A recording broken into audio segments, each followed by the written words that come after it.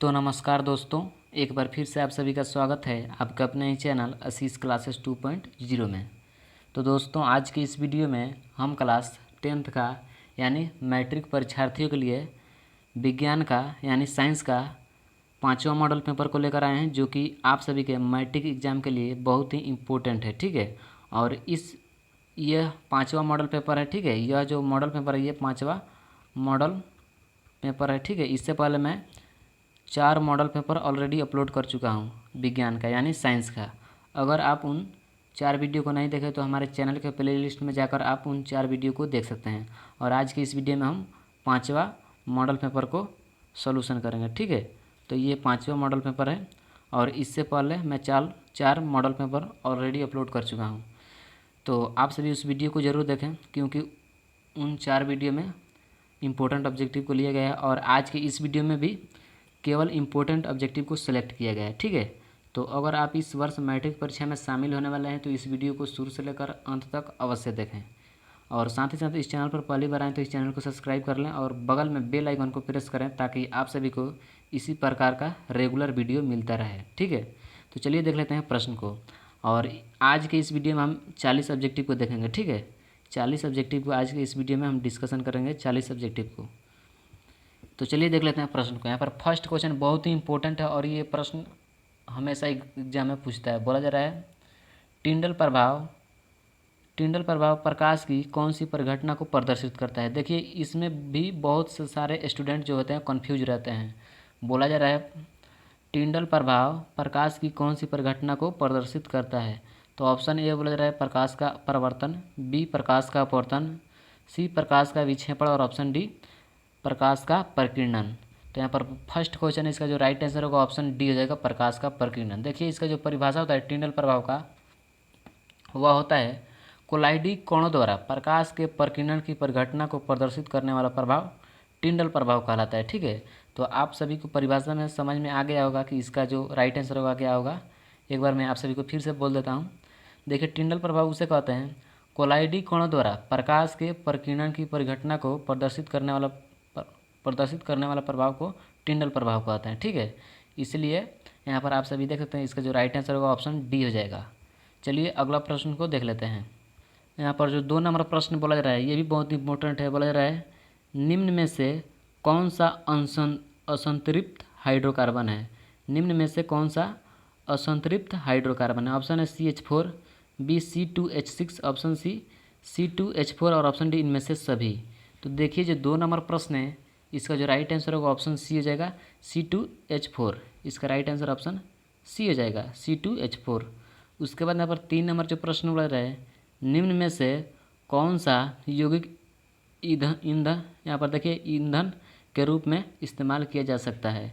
निम्न में से कौन सा यौगिक ईंधन के रूप में इस्तेमाल किया जा सकता है। तो यहाँ पर 3 नंबर जो प्रश्न है इसका जो राइट आंसर होगा ऑप्शन डी हो जाएगा, इनमें से सभी। क्योंकि हम इसे इथेनॉल भी प्रयोग कर सकते हैं, प्रोपेनॉल भी और एथेनाइक अम्ल भी। राइट आंसर डी हो जाएगा। उसके बाद यहाँ पर 4 नंबर जो प्रश्न बोल रहे हैं निम्न में से कौन आहार श्रृंखला का निर्माण करता है। निम्न में से कौन आहार श्रृंखला का निर्माण करता है। तो ऑप्शन है पहला घास गेहूँ तथा आम, ऑप्शन बी घास बकरी तथा मानव और ऑप्शन सी बकरी गाय तथा हाथी और ऑप्शन डी घास मछली तथा बकरी। तो यहाँ पर जो 4 नंबर प्रश्न है इसका जो राइट आंसर होगा ऑप्शन बी हो जाएगा, क्योंकि पहले घास जो होता है उसे बकरी खाती है और बकरी जो होती है उसे मानव खाता है। राइट आंसर ऑप्शन बी हो जाएगा। उसके बाद यहाँ पर जो 5 नंबर प्रश्न बोला रहा है मानव हृदय में कोष्ठों की संख्या होती है। मानव हृदय में कोष्ठों की संख्या कितनी है। ऑप्शन है 2, बी 3, सी 4 और ऑप्शन डी 5। तो यहाँ पर जो 5 नंबर प्रश्न है जो सही उत्तर होगा ऑप्शन सी हो जाएगा, 4। ठीक है, 5 का जो राइट आंसर होगा ऑप्शन सी हो जाएगा, 4। उसके बाद अगला प्रश्न को देख लेते हैं।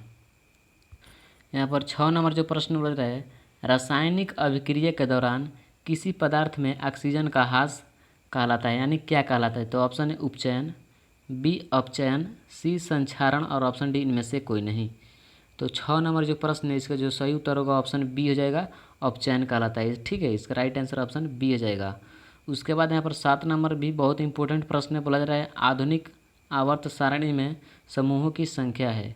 आधुनिक आवर्त सारणी में समूहों की संख्या तो कितनी है? ऑप्शन है 7, बी 8, सी 9 और ऑप्शन डी 18।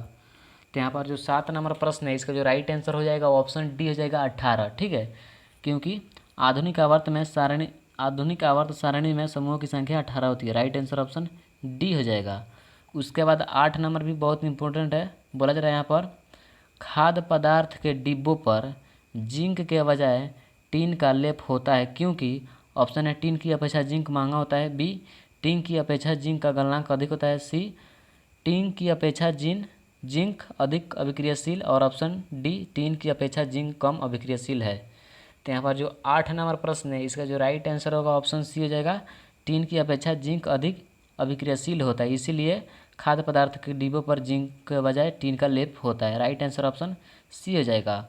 उसके बाद यहाँ पर 9 नंबर जो प्रश्न बोल रहे हैं निम्नांकित में से कौन पुनरुवर्तन का उदाहरण है? निम्नांकित में से कौन पुनरुवर्तन का उदाहरण है? तो ऑप्शन है हाइड्रा, बी अमीबा, सी यहाँ पर देख सकते हैं सी ऑप्शन बोल रहा है स्पाइरो गायरा और ऑप्शन डी इनमें से कोई नहीं। तो जो 9 नंबर प्रश्न है इसका जो राइट आंसर होगा ऑप्शन ए हो जाएगा हाइड्रा। ठीक है, फर्स्ट 9 नंबर क्वेश्चन का यहाँ पर राइट आंसर ऑप्शन ए हो जाएगा। उसके बाद अगला प्रश्न को देख लेते हैं। यहाँ पर 10 नंबर जो प्रश्न बोल रहे हैं तांबे की तार की एक आयताकार कुंडली किसी चुंबकीय क्षेत्र में घूर्णी गति कर रही है। इस कुंडली में प्रेरित विद्युत धारा की दिशा में कितने परिभ्रमण के पश्चात परिवर्तन होता है? तो ऑप्शन ए 2, बी 1, सी आधे और ऑप्शन डी 1/4। तो 10 नंबर जो प्रश्न है इसका जो राइट आंसर होगा ऑप्शन सी हो जाएगा आधे। ठीक है, इसका राइट आंसर ऑप्शन सी हो जाएगा आधे। उसके बाद यहाँ पर 11 नंबर जो प्रश्न बोला जा रहा है सल्फर परमाणु की बहानतम कक्षा में इलेक्ट्रॉनों की संख्या कितनी होती है? सल्फर परमाणु की बहानतम कक्षा में इलेक्ट्रॉनों की संख्या कितनी होती है? तो ऑप्शन है 4, बी 5, सी 6 और ऑप्शन डी 7। तो 11 नंबर जो प्रश्न है इसका जो राइट आंसर होगा ऑप्शन सी हो जाएगा 6, क्योंकि सल्फर परमाणु की बहानतम कक्षा में इलेक्ट्रॉनों की संख्या जो होती है वह 6 होती है। राइट आंसर ऑप्शन सी हो जाएगा। उसके बाद अगला प्रश्न को देख लेते हैं। यहाँ पर 12 नंबर जो प्रश्न बोल रहा है ग्लूकोज के एक अणु में ऑक्सीजन के कितने परमाणु होते हैं? ग्लूकोज के एक अणु में ऑक्सीजन के कितने परमाणु होते हैं? तो 12 नंबर जो प्रश्न इसका जो राइट आंसर होगा ऑप्शन बी जाएगा 6। ठीक है, क्योंकि ग्लूकोज के एक अणु में ऑक्सीजन के 6 परमाणु होते हैं। ठीक है, और जो ग्लूकोज का जो सूत्र होता है C6H12O6 होता है। ठीक है, और जो चीनी का होता है C12H22O11। आप इसे भी याद कर लीजिएगा क्योंकि ये भी मैट्रिक एग्जाम में पूछा जाता है। उसके बाद यहाँ पर जो 13 नंबर प्रश्न यहाँ पर बोला जा रहा है नई कार्तीय चिन्ह परिपाटी के अनुसार दर्पण के सामने रखे गए बिंब की बिंब दूरी ली जाती है। तो कितनी ली जाती है? ऑप्शन है धनात्मक, बी ऋणात्मक, सी कभी धनात्मक कभी ऋणात्मक और ऑप्शन डी इनमें से कोई नहीं।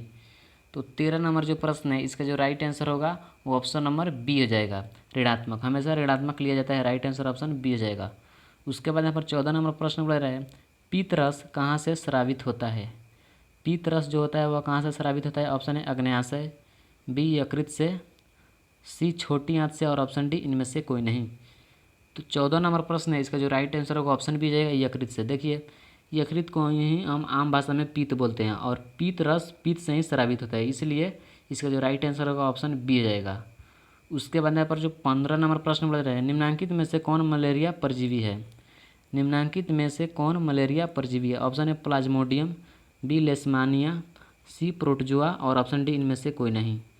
तो 15 नंबर जो प्रश्न है इसका जो सही उत्तर होगा यानी जो करेक्ट आंसर होगा ऑप्शन ए हो जाएगा प्लाज्मोडियम। ठीक है, 15 नंबर प्रश्न का इसका राइट आंसर ऑप्शन ए हो जाएगा प्लाज्मोडियम।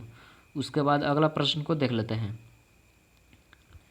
यहाँ पर 16 नंबर प्रश्न बोला जा रहा है एल्युमिनियम पर मोटी ऑक्साइड की परत बनाने की प्रक्रिया कहलाती है? क्या कहलाती है?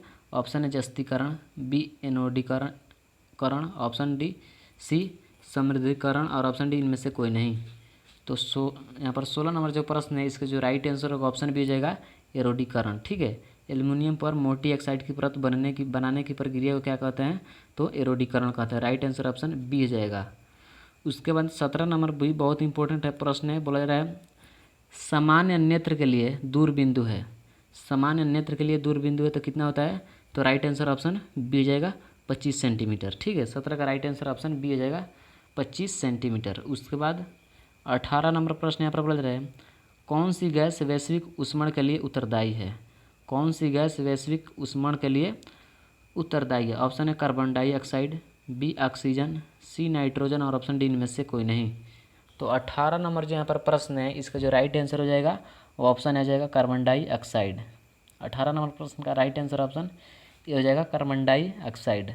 उसके बाद 19 नंबर यहाँ पर प्रश्न बोल रहा है, कौन सा अजैव निम्नीकरणीय कचरा है, कौन सा अजैव निम्नीकरण कचरा है। ऑप्शन है टिश्यू पेपर, बी केले का छिलका, सी थर्माकोल और ऑप्शन डी इनमें से सभी। तो 19 नंबर जो प्रश्न है इसका जो राइट आंसर हो जाएगा ऑप्शन सी हो जाएगा थर्माकोल। देखिए ये अजैव निम्नीकरणीय कचरा है, राइट आंसर ऑप्शन सी हो जाएगा। उसके बाद 20 नंबर यहाँ पर प्रश्न देख सकते हैं आप सभी, क्या बोला जा रहा है, निम्न में से किस लेंस को फोकस दूरी धनात्मक ली जाती है, निम्न में से किस लेंस की फोकस दूरी धनात्मक ली जाती है। ये प्रश्न 2019 एग्जाम में पूछा हुआ था। तो ऑप्शन है अवतल लेंस, बी उत्तल लेंस, सी समतल अवतल लेंस और ऑप्शन डी इनमें से कोई नहीं। तो 20 नंबर जो प्रश्न है इसका जो राइट आंसर होगा ऑप्शन बी हो जाएगा उत्तल लेंस। इसका जो दूरी होता है, फोकस दूरी होता है, उसे हम हमेशा धनात्मक लेते हैं, राइट आंसर ऑप्शन बी हो जाएगा। उसके बाद 21 नंबर यहाँ पर प्रश्न बोला जा रहा है, समांतर क्रम में संयोजित प्रतिरोधों की संख्या घटने के उपरांत संयोजित प्रतिरोधों का कुल प्रतिरोध।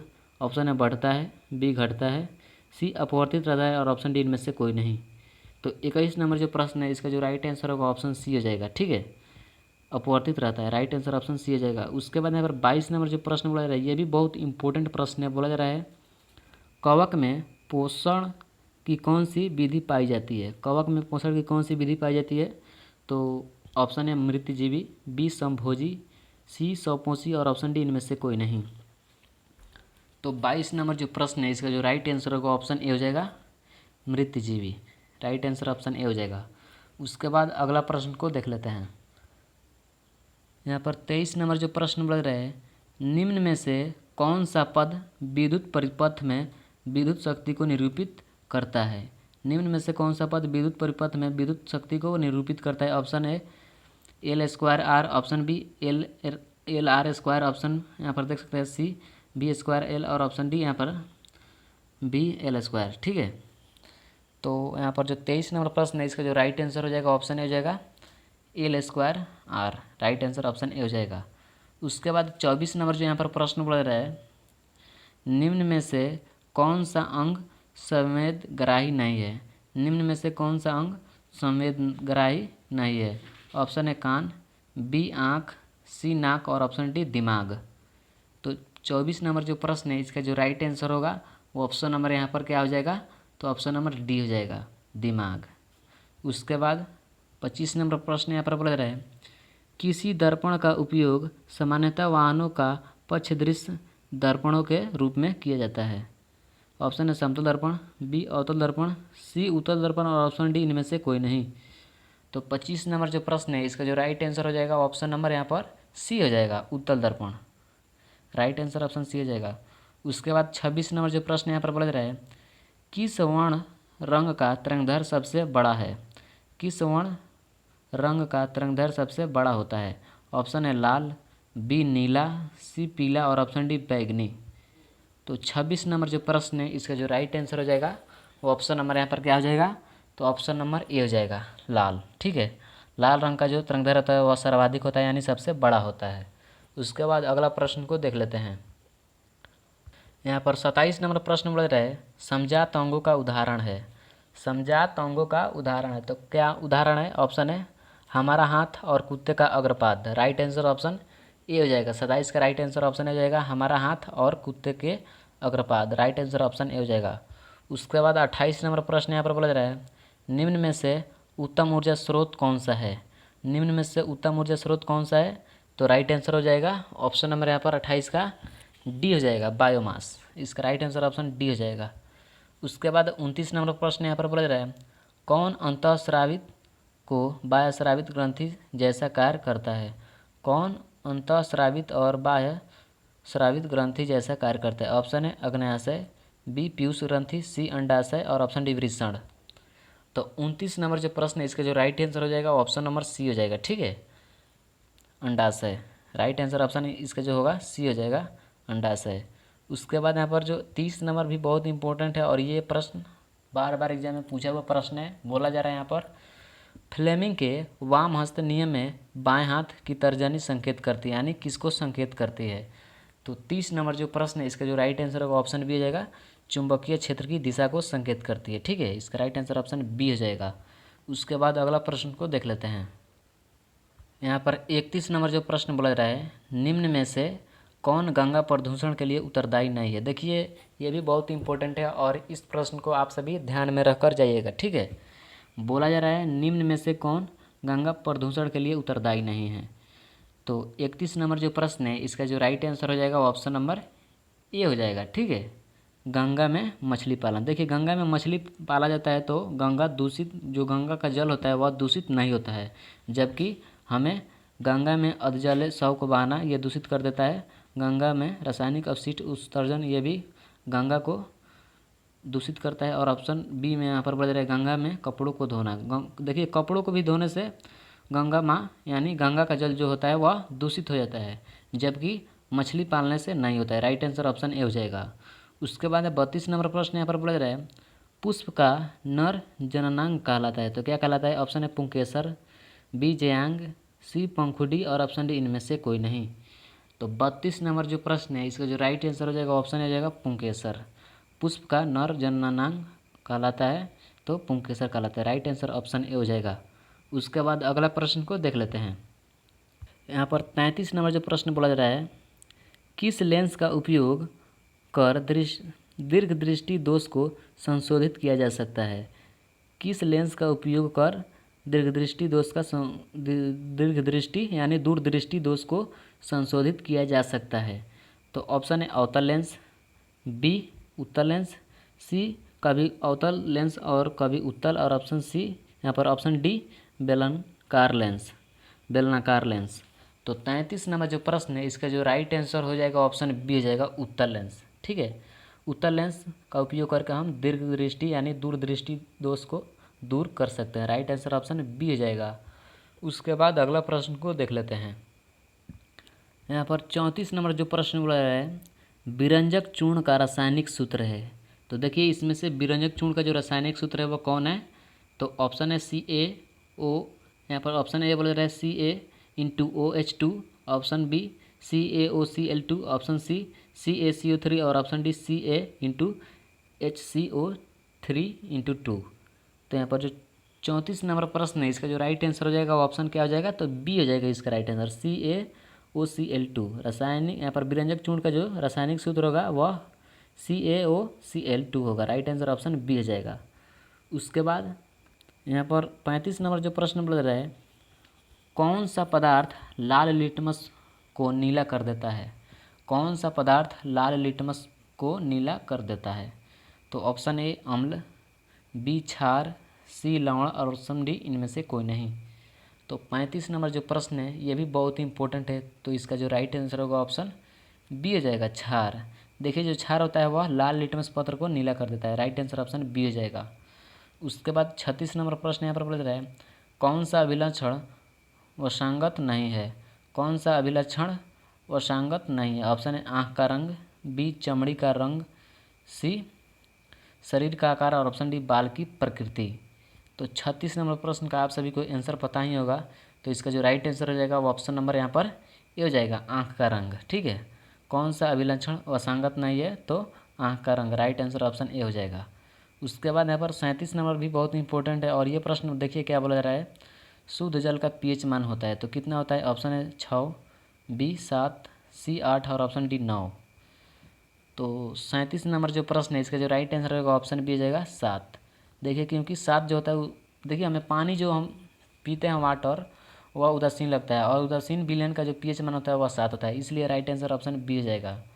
उसके बाद अगला प्रश्न को देख लेते हैं। यहाँ पर देखिए बोला जा रहा है 38 नंबर प्रश्न कौन सा कार्बन यौगिक सबसे अधिक अभिक्रियाशील है। कौन सा कार्बन यौगिक सबसे अधिक अभिक्रियाशील है। ऑप्शन है CH4, बी C2H6, सी C2H4 और ऑप्शन डी C3H8। तो यहाँ पर 38 नंबर जो प्रश्न है इसका जो राइट आंसर हो जाएगा ऑप्शन सी हो जाएगा। ठीक है, C2H4 कौन सा कार्बन यौगिक सबसे अधिक अभिक्रियाशील है? तो C2H4 राइट आंसर सी हो जाएगा। उसके बाद 39 नंबर प्रश्न यहाँ पर बोल रहा है हाइड्रोजन के दो परमाणुओं के बीच कितने आबंध बनते हैं? हाइड्रोजन के दो परमाणुओं के बीच कितने आबंध बनते हैं? तो ऑप्शन है एक आबंध, बी द्वि आबंध, सी यहाँ पर ऑप्शन सी बोल रहा है त्रिआबंध और ऑप्शन डी इनमें से कोई नहीं। तो 39 नंबर जो यहाँ पर प्रश्न है इसका जो राइट आंसर हो जाएगा ऑप्शन नंबर ए हो जाएगा, एक आबंध। ठीक है, हाइड्रोजन के दो परमाणुओं के बीच कितने आबंध बनते हैं? तो एक आबंध बनते हैं, राइट आंसर ऑप्शन ए हो जाएगा। उसके बाद यहाँ पर 40 नंबर जो यानी इस मॉडल पेपर का अंतिम ऑब्जेक्टिव बन रहा है विद्युत ऊर्जा का व्यापारिक मात्रक क्या है? ये भी बहुत बार एग्जाम में पूछा हुआ है, हो सकता है कि आपके एग्जाम में यह प्रश्न 100% पूछ दिया जाए, तो आप इसे याद करके मैट्रिक परीक्षा में शामिल होना। ठीक है, बोला जा रहा है यहाँ पर विद्युत ऊर्जा का व्यापारिक मात्रक क्या है? तो option A watt, B watt by घंटा, सी यूनिट और ऑप्शन डी इनमें से कोई नहीं।